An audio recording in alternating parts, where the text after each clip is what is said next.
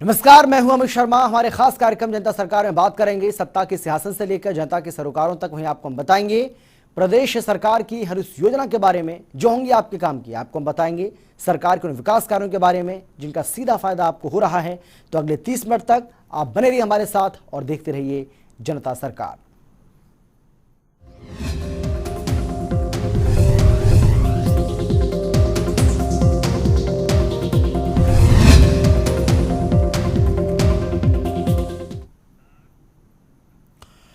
International Haryana education society की ओर से हरियाणा भवन दिल्ली में वर्चुअली तरीके से एक ऑनलाइन प्रशिक्षण कार्यक्रम का आयोजन किया गया, जिसमें मुख्य अतिथि के तौर पर सीएम मनोहर लाल ने शिरकत की, जहां उन्होंने कहा कि प्रदेश के युवाओं की विदेशों में पढ़ाने और नौकरी करने के सपने को हम साकार करेंगे।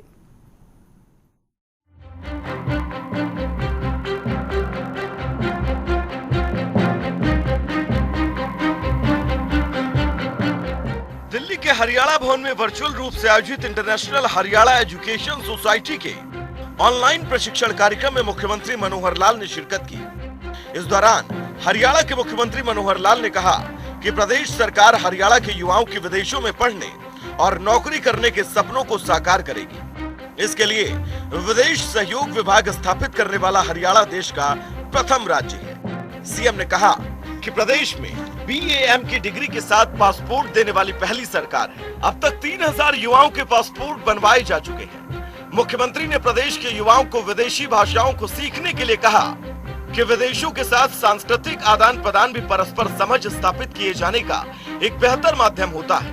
उन्होंने खुद जापानीज भाषा सीखने के कोर्स में एडमिशन लिया है। कि कॉलेजेस में, यूनिवर्सिटीज में जो ग्रेजुएशन कर रहे हैं, ग्रेजुएशन करने के बाद जो भी अप्लाई करेगा उनको एजुकेशन यानी ग्रेजुएशन के डिग्री के साथ उनको पासपोर्ट भी दिया जाएगा। और पिछली बार हमने इस पिछले वर्ष में 3000 लोगों को पासपोर्ट दे करके और उनको ग्रेजुएट किया है। तो एक प्रावधान, और उसमें भी फ्री पासपोर्ट बनवा करके दिया जाएगा, कोई फीस उनसे चार्ज नहीं की जाएगी। हम चाहते हैं कि जो ग्रेजुएट हरियाणा का हो वो वहां से पासपोर्ट बनवा करके बाहर निकले, ताकि उसको कभी भी अवसर मिलता है तो विदेश में जाने का रास्ता उसका खुला रहे। हम जिस जिस प्रांत में रहते हैं सब लोग अपने प्रांत की भाषा के प्रति गर्व महसूस करते हुए दूसरे प्रांतों की भाषा भी सीखें और दूसरे देशों की भाषा भी सीखें। आपकी जानकारी के लिए अभी हरियाणा की कुरुक्षेत्र यूनिवर्सिटी ने और एक जापानीज लैंग्वेज का कोर्स शुरू किया है, और मुझे बताते हुए खुशी हो रही है कि मैंने जापानीज लैंग्वेज के लिए अपने वहां रजिस्ट्रेशन कराया कि I will be the first student there for that course. मुख्यमंत्री मनोहर लाल ने हरियाणा के युवाओं के लिए इंटरनेशनल हरियाणा एजुकेशन सोसाइटी की ओर से प्रारंभ किए गए ऑनलाइन प्रशिक्षण कार्यक्रम के लिए लंदन के युवा रोहित अहलावत को शाबाशी देते हुए कहा कि विदेश में रहकर अपने समाज की चिंता करने वालों की फौज खड़ी हो जाएगी, तो हरियाणा के युवा विदेशों में जल्द लठ गाड़ देंगे।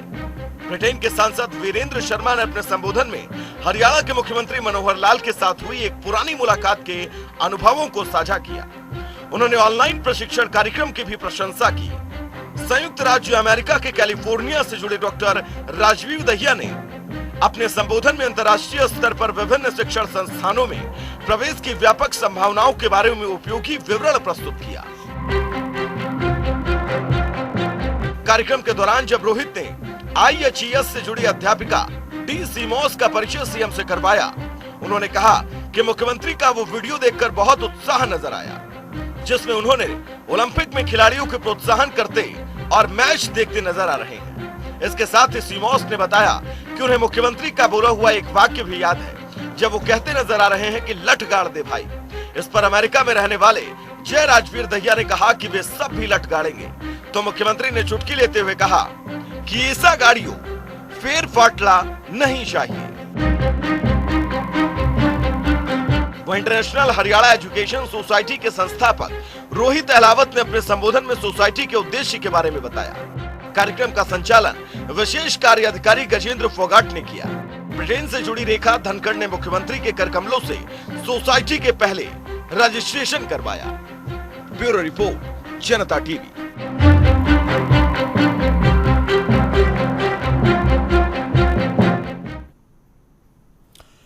वहीं चंडीगढ़ में परिवहन मंत्री मूलचंद शर्मा ने जनता टीवी से खास बातचीत की है। इस दौरान उन्होंने कहा कि कई अहम जानकारी तो उन्होंने दी। इस दौरान ये भी बताया कि रोडवेज के बेड़े में 400 हाईटेक बसें जल्द शामिल होने वाली हैं। इसके साथ ही उन्होंने कहा कि ये सभी बसें जीपीएस समेत तमाम सुविधाओं से लैस होंगी। साथ ही उन्होंने बताया कि हरियाणा में जल्द ई टिकटिंग शुरू की जाएगी और केंद्र की स्क्रैप पॉलिसी को भी प्रदेश में लागू किया जाएगा। की परिवहन व्यवस्था पर बातचीत करने के लिए मेरे साथ हरियाणा के परिवहन मंत्री मूलचंद शर्मा है। सर, प्रदेश में रोडवेज के बेड़े में जल्द नई बसें शामिल होने जा रही है, कितनी बसें शामिल होंगी और इसमें क्या सुविधाएं अतिरिक्त रहने वाली है? बहुत लंबे समय के बाद परिवहन में जो बेड़ा बढ़ा है कि अभी हमने 809 बस ली हैं। 400 बस इस साल में, 400 बस पिछले साल में उनकी जो डिलीवरी है चेसिस की वो चालू हो गई है। उनकी चेसी बननी तैयार हो जाएगी और इस साल में 400 बस हम बेड़े में शामिल करेंगे। 400 अप्रैल के बाद करेंगे। और ये बस इस तरह की आधुनिक बस है। इसमें अपना पैनिक बटन है, जीपीएस है कि जीपीएस किसी को परेशानी है, कोई लोकेशन है, और हम 112 नंबर जो पुलिस का जो नंबर है उससे कर देंगे। अगर किसी को परेशानी है, पैनिक बटन दबा देंगे तो जानकारी पता लग जाएगी भाई ये बस कहाँ है, कहाँ घूम रही है, किस सीट से आया है, उसकी जानकारी। बैठे बैठे ये भी जानकारी रहेगी भाई बस चल रही है नहीं चली है। ये वैसे मान लो फ्लाईओवर से बस निकल रही है। कई बार बसों को नीचे से आना, ये फ्लाईओवर को ऊपर से ले आते हैं ड्राइव कर, उससे लॉस से होता, सवारी नीचे खड़ी रहती है, पुल ऊपर से गाड़ी आती है। एक एक जानकारी उस पर रहेगी कि कोई आदमी करनी है। और सबसे बड़ी एक और करने जा रहे हैं हम इस रोज में, ई टिकटिंग करने जा रहे हैं। ई टिकटिंग के बाद ये नहीं होगा भाई टिकट 2 नंबर की छपी, टिकट वहाँ से ले आए। ये टिकटों का भी जो छपाई का, कराई का, इससे भी सबसे बड़ा लाभ जो मिलेगा रोडवेज को, चोरी नहीं होगी, कोई बिना टिकट नहीं होगा। हमें जानकारी रहेगी इस बस जो चली इससे इतनी रेवेन्यू रिसीव हुआ है, इतना कल हुआ। डेली अपडेट हर घंटे में हमें जानकारी रहेगी कि कितना क्या है। ये ई टिकटिंग की आप बात करें, पिछले कुछ दिनों पहले भी आपने कहा था ई टिकटिंग को लेकर प्रोसेस चल रहा है, कहाँ तक पहुँचा और कब तक ई टिकटिंग शुरू हो जाएगी? जल्दी आने वाले जल्दी कोई इस महीने के एंड तक ये सारा प्रोसेस पूरा होगा। जल्दी इसकी जो शुरुआत हो जाएगी।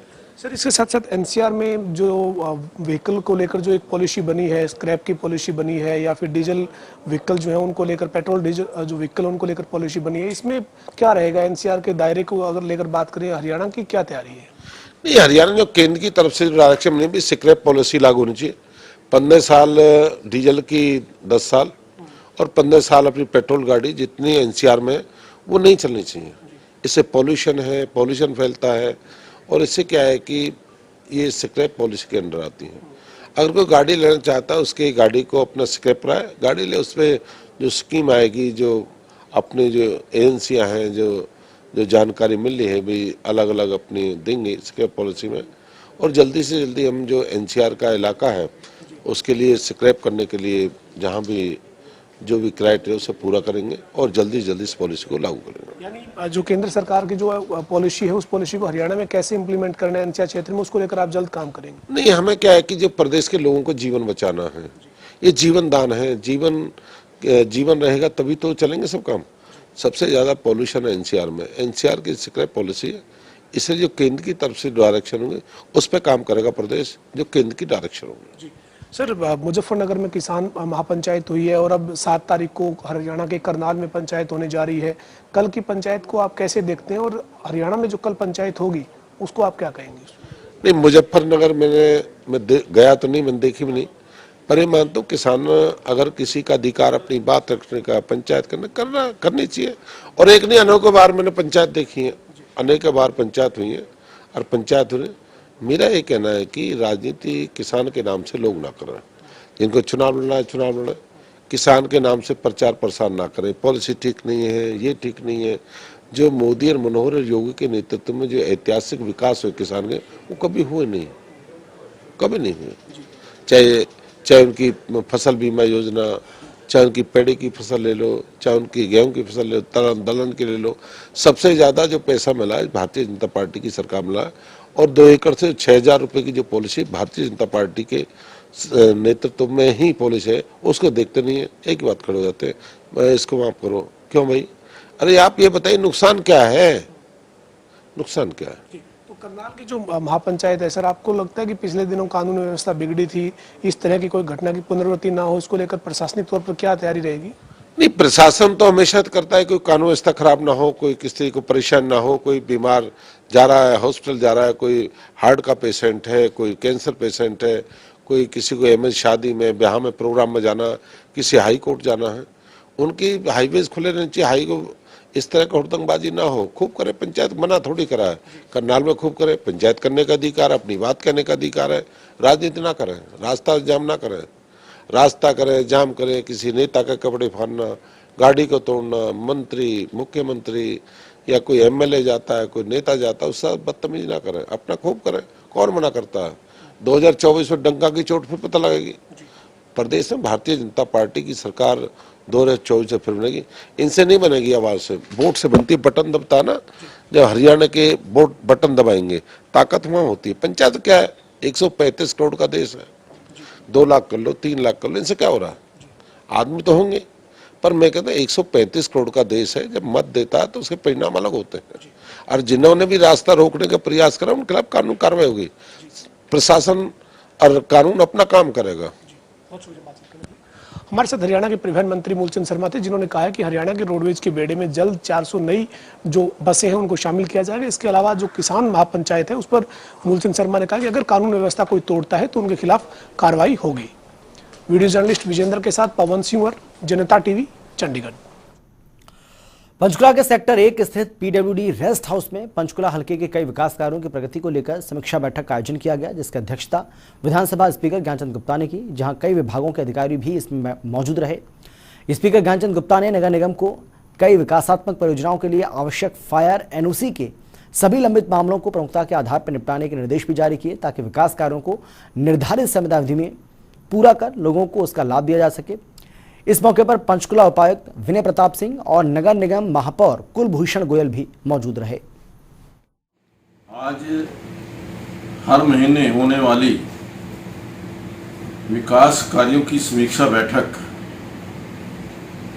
वो आज यहाँ पर आयोजित की गई, और उस बैठक में जो काम चल रहे हैं, चाहे वो अमृत योजना के अंतर्गत गाँवों में सीवरेज और एसटीपी लगाने का कार्य है, चाहे वो एंट्री गेट्स का मामला है, चाहे वो हमारे यहाँ ट्यूबवेल लगाने की बात है, या इलेक्ट्रिसिटी के अंदर जो 66 केवी सबस्टेशन और 32 केवी जो हमारा सबस्टेशन, जो 33 केवी सबस्टेशन लग रहा है, उनकी समीक्षा की बात है। सभी जो योजनाएं या सभी जो प्रोजेक्ट्स चल रहे हैं उनकी समीक्षा की गई, और अधिकारियों को दिशा निर्देश दिए गए हैं कि ये जो प्रोजेक्ट हैं समय पर कंप्लीट होने चाहिए, और उसके साथ साथ जो काम की कार्य की क्वालिटी है उसके ऊपर विशेष ध्यान देना होगा।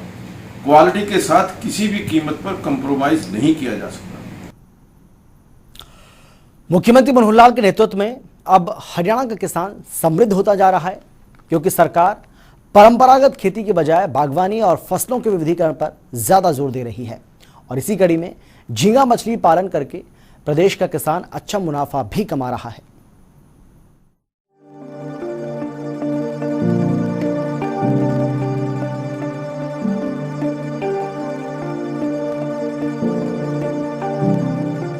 हरियाणा देश का ऐसा पहला राज्य बन गया है जहां सर्वाधिक झींगा मछली का उत्पादन करके किसान अच्छी आमदनी प्राप्त कर रहा है। किसानों द्वारा प्रति 2.5 एकड़ भूमि में 6 महीनों के दौरान ही कैपिटल कॉस्ट निकालकर करीब 10 लाख रुपयों का मुनाफा लिया जा रहा है, जो अन्य कृषि उत्पादों से लगभग 2 गुना है। तो हरियाणा में लगभग 1.5 लाख एकड़ खारे पानी की जमीन है, और उसमें कोई खास आमदनी किसानों को नहीं होती। लेकिन पिछले साल में हमने कम से कम 400, 500, 2.5 एकड़ के फार्म बनवाए हैं, और बड़े उत्साहवर्धक रिजल्ट उसके आए हैं। एक फार्म में 12-15 लाख की लागत के बाद 25 लाख का उत्पादन हुआ है। पहले 6 महीने में ही पूरी कैपिटल कॉस्ट निकाल के 2.5 एकड़ के अंदर 10 लाख रुपए का उत्पादन लाभ हो जाए, 4 लाख रुपए प्रति एकड़ का मछली पालन से, झींगा पालन से लाभ हुआ है। तो इस तरह के काम करके, पशुपालन करके, पिगरी करके, मशरूम का उत्पादन करके, दूध का प्रोसेसिंग करके, अलाइड जो एक्टिविटीज हैं उससे किसानों की आमदनी बढ़ेगी और हरियाणा का किसान समृद्ध होगा। आपको बता दें कि झींगा मछली समुद्री मछली है। इसका पालन हरियाणा में साल 2014 के दौरान शुरू किया गया। शुरुआत 28 हेक्टेयर भूमि से की गई थी और अब 493 हेक्टेयर भूमि में इसका उत्पादन किया जा रहा है। ये बड़ी सफलता है। वर्ष 2024 से 25 तक इसे 4000 हेक्टेयर भूमि करने का लक्ष्य है। इसके लिए भिवानी, सिरसा, फतेहाबाद, कैथल सहित कई जिलों में कार्य करने की योजना बनाई गई है। तो वहीं हम आपको बताते हैं कि झींगा मछली का पालन कैसे करें। तालाब का निर्माण क्ले सिल्ट या दोमट मिट्टी से करें। तालाब में पानी रोकने की क्षमता अच्छी होनी चाहिए।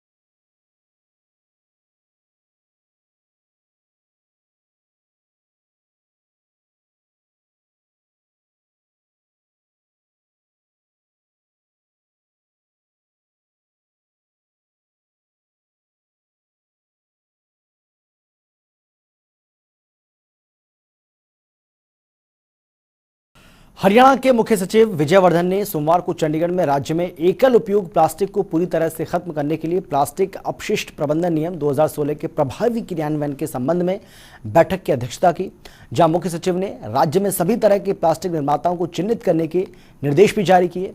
इस काम के लिए कई विभागों के अधिकारियों को शामिल कर जिला स्तर पर टीम गठित करने के निर्देश भी दिए हैं। उन्होंने कहा कि विस्तारित उत्पादक जिम्मेदारी के तहत उत्पादक, ब्रांड मालिक, विनिर्माता और थोक विक्रेताओं को शहरी स्थानीय निकाय समेत ग्राम पंचायत के साथ जोड़ा जाए, ताकि शहर या फिर गांव में 100% प्लास्टिक कचरे के निस्तारण के लिए खुद या फिर एजेंसियों या उत्पादकों को शामिल कर प्लास्टिक कचरे के पृथक्करण, संग्रहण, भंडारण, ढुलाई, प्रसंस्करण और निपटान के लिए बुनियादी ढांचे की स्थापना की जा सके।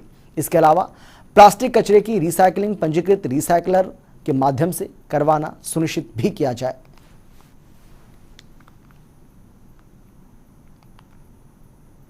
वहीं चंडीगढ़ में हरियाणा के खेल निदेशक पंकज नैन से जनता टीवी ने खास बातचीत की है। इस दौरान उन्होंने कहा कि टोक्यो पैरालंपिक में देश को 19 मेडल मिले हैं, जो अब तक का सर्वश्रेष्ठ प्रदर्शन है, जिसमें हरियाणा के खिलाड़ियों ने 2 गोल्ड, 2 सिल्वर और 2 ब्रॉन्ज मेडल जीते। उन्होंने बताया कि पैरा ओलंपिक खिलाड़ियों के लिए जल्द सम्मान समारोह आयोजित किया जाएगा, जहां पैरा ओलंपिक खिलाड़ियों को भी ओलंपिक खिलाड़ियों की तरह इनामी राशि और नौकरी का ऑफर दिया जाएगा। में इस बार टोक्यो ओलंपिक में देश के खिलाड़ियों ने शानदार परफॉर्म किया है और उससे पहले ओलंपिक में भी बहुत शानदार परफॉर्मेंस खिलाड़ियों का रहा था। हरियाणा के खेल विभाग के निदेशक पंकज नैन मेरे साथ हैं बातचीत के लिए। सर, पैरा ओलंपिक में खिलाड़ियों ने कमाल किया है और खासतौर पर देश का नाम रोशन किया, लेकिन हरियाणा के खिलाड़ियों की अगर हम बात करें तो गोल्ड लेकर आए हैं, 2 गोल्ड आए हैं। किस तरीके से आप इस परफॉर्मेंस को देखते हैं सर? खेल के जगत में क्रांति आई है, चाहे इस बार का ओलंपिक का गेम हो, चाहे इस बार का पैरा ओलंपिक्स के गेम हो। ओलंपिक्स में भी इस बार रिकॉर्ड मेडल आए और सबसे खुशी की बात ये थी कि हरियाणा में उसका जो योगदान था सबसे ज़्यादा था, आधे मेडल हरियाणा के खिलाड़ी लेकर आए। इसी तरीके से पैरा ओलंपिक्स में इस बार 19 मेडल आए हैं। जब से भी ये पैरा ओलंपिक्स गेम में इंडिया ने पार्टिसिपेशन करना शुरू किया है, तब से लेकर आज तक केवल 12 मेडल हमारे देश के खिलाड़ियों ने जीते थे और इस एक सिंगल गेम में टोक्यो पैरालंपिक्स में हमारे खिलाड़ियों ने 19 मेडल जीते हैं। सबसे ज़्यादा खुशी की बात यह है कि हरियाणा के खिलाड़ियों का पार्टिसिपेशन भी सबसे ज़्यादा था और मेडल्स भी सबसे ज़्यादा लेकर आए हैं। 6 मेडल हमारे खिलाड़ी लेकर आए हैं, जिसमें से 2 गोल्ड, 2 सिल्वर और 2 ब्रॉन्ज है। तो मैं ये कहूँगा कि हम सभी अत्यंत प्रसन्न हैं इस प्रदर्शन को लेकर और इससे आगे आने वाले खिलाड़ियों को काफ़ी मोटिवेशन मिलने वाला है। साहब, जब ओलंपिक से खिलाड़ी लौटे थे तो आपने उनका सम्मान समारोह किया, हरियाणा के राज्यपाल, आप और तमाम सरकार जो है वो खिलाड़ियों के साथ खड़ी थी और उसके बाद पैरा ओलंपिक के लिए खिलाड़ियों को रवाना होना था। तो इस तरीके से जो एक बड़ा हौसला अफजाई का जो कार्यक्रम होना, या फिर जब टोक्यो में खेल रहे थे हरियाणा के खिलाड़ी, तो आप और मुख्यमंत्री, तमाम जो आप सभी लोग जुड़े रहे, उनसे कनेक्टेड रहे, इस तरीके का जो उत्साहवर्धन था उसने काम किया कि पैरा ओलंपिक में खिलाड़ियों ने उससे भी बेहतर प्रदर्शन करने की कोशिश की और वो उस पर खरा उतरे। सबसे ज़्यादा तो खिलाड़ियों की ये मेहनत का परिणाम है और हमारे खिलाड़ी हमारी शान है, हमारा अभिमान है। अगर हरियाणा की कोई पहचान है, सबसे बड़ी पहचान हमारे खिलाड़ी हैं। देश में भी अगर सबसे ज़्यादा आज की तारीख में कोई एक ऐसी मूवमेंट जो पूरे देश को बांध कर रख रही है, वो हमारे खिलाड़ियों का प्रदर्शन है। तो हम बिल्कुल हमारे खिलाड़ियों के साथ खड़े हैं, चाहे वो हमारे ओलंपिक के खिलाड़ी हो, पैरा ओलंपिक के खिलाड़ी हो, किसी भी लेवल में जब गेम्स होते हैं तो बिल्कुल हमारे लिए एक शान की बात होती है, एक फ़ख्र की बात होती है। और जिस तरीके से हमने ओलंपिक्स खिलाड़ियों का सम्मान किया था जो हमारे पदक लेकर आए थे या पार्टिसिपेंट थे, उसी तरीके से हम हमारे पैरा ओलंपियन खिलाड़ियों का भी पूर्णतः सम्मान करेंगे। साहब, इसके साथ साथ जेवेलिन थ्रो में कमाल किया है। नीरज चोपड़ा गोल्ड लेकर आए ओलंपिक में, उसके बाद पैरा ओलंपिक में सुमित आंतिल जो है वो जेवेलिन थ्रो में गोल्ड लेकर आए हैं। पहले कुश्ती में या फिर यूं कहें कि बॉक्सिंग में इस तरह से हरियाणा का परफॉर्मेंस जो है वो जबरदस्त रहा, लेकिन अब जो है वो जेवेलिन थ्रो एक तरह से यूं कह सकते हैं कि एथलीट में नई शुरुआत जो है वो हरियाणा के युवाओं ने की है। काफ़ी अच्छी बात है कि एक गेम को या 2 गेम्स पे कंसंट्रेट ना होकर बाकी गेम्स में भी हमारा प्रदर्शन बहुत बढ़िया हो रहा है। हमारे ओलंपिक्स में कुछ मेडल शूटिंग में रह गए थे, हमारे खिलाड़ी अच्छी वर्ल्ड रैंकिंग से वहाँ पर गए थे, पर हमारे पैरा ओलंपिक के खिलाड़ियों ने वो कमी भी पूरी कर दी है। शूटिंग में भी हमारे मेडल्स आए हैं और एक ये जो एथलेटिक्स का गेम है जहाँ हम मेडल के लिए तरस गए थे, वहाँ पर हमारे दोनों इन जांबाज खिलाड़ियों ने दोनों ने गोल्ड लाकर एक ऐसा प्रदर्शन किया है कि अब आने वाली बहुत सारी जनरेशन इनसे इंस्पायर होगी और एथलेटिक्स का भी हब एक हरियाणा बनेगा और भारत के लिए और ज़्यादा मेडल एथलेटिक्स में आएंगे। सर तीरंदाजी में हरियाणा को मेडल मिलना, देश को मेडल मिलना, ये अपने आप में एक नई शुरुआत की तरफ है। बच्चों का ये डाइवर्सिफिकेशन है और ये बड़ी अच्छी बात है कि हम एक या दो गेम में कंसंट्रेशन अपनी ना करके बाकी सभी गेम्स में भी अपना बेहतरीन प्रदर्शन दिखा रहे हैं। तो इस बार ओलंपिक्स में जैसे एथलेटिक्स में मेडल आए, पैरा ओलंपिक्स में हमारे शूटिंग में भी आए हैं, आर्चरी में भी आए हैं और एथलेटिक्स में भी आए हैं। तो ये एक अच्छी शुरुआत की तरफ संकेत है और इससे आने वाले बहुत सारे खिलाड़ियों को, चाहे वो टीम गेम हो चाहे वो इंडिविजुअल गेम हो, उसमें पार्टिसिपेशन करके आगे बढ़ने का मौका मिलेगा। सर आप हरियाणा सरकार जो है वो खिलाड़ियों को खेल नीति के तहत सम्मानित करती है। 6-6 करोड़ रुपए गोल्ड पे, 4 करोड़ रुपए सिल्वर पे और जो ब्रॉन्ज पे आप 2.5 करोड़ रुपए देते हैं। एक क्लास 1-2 के आप नौकरी ऑफर करते हैं। ये जो पैरा ओलंपिक के खिलाड़ी हैं इनको भी इसी तरीके से सम्मान मिलेगा जैसे आपने ओलंपिक के खिलाड़ियों को सम्मान दिया है? बिल्कुल, दोनों की पुरस्कार राशि बराबर है और इसी तरीके से जो भी हमारे पैरा ओलंपियन के मेडल विनर हैं उनको भी हम जॉब ऑफर करेंगे और हमारे लिए दोनों ही खिलाड़ी इंपॉर्टेंट है और हमारी खेल नीति के अंतर्गत जो जिस चीज़ का हकदार है उनको हम वो चीज़ ऑफर करेंगे और वो चीज़ उनको दी जाएगी। सर नौकरी देने का जो प्रक्रिया है उसमें कुछ बदलाव करने की, संशोधन करने की तैयारी कर रहे हैं। वो 3% का जो स्पोर्ट्स कोटा है उसको आप चेंज करना चाहते हैं, क्या उसमें क्या बदलाव होने जा रहा है सर? ऑलरेडी जो हमारी नई खेल पॉलिसी है इसमें पहले ही सरकार ने एक ये डिसीजन ले लिया है कि क्लास 1, 2 और 3 की जो जॉब्स हैं वो अब खेलों की जो परफॉर्मेंस है उनके आधार पर मिलेगी। उसके लिए किसी को कोई एग्जाम देना या इंटरव्यू, ये नई पॉलिसी को अगर आप देखेंगे तो नेशनल लेवल से हम नौकरी देना शुरू कर देते हैं जो हमारे मेडलिस्ट हैं। तो इसके बाद जो पहले का या जो अलग से एक 3% का कोटा क्लास ए, बी और सी में चल रहा था उसके कोई मायने नहीं रह जाते हैं क्योंकि बच्चा जो भी एलिजिबल है उसको हम सीधे ही क्लास 1, 2 या 3 की नौकरी दे रहे हैं। तो उसका एक एबोलिशन के लिए हमने चिट्ठी लिखी है, सरकार उस पर जल्द ही निर्णय ले लेगी। और फिलहाल इतना ही, एक छोटे से ब्रेक के बाद फौरन लौट रहे हैं। आप देखते रहिए जनता टीवी।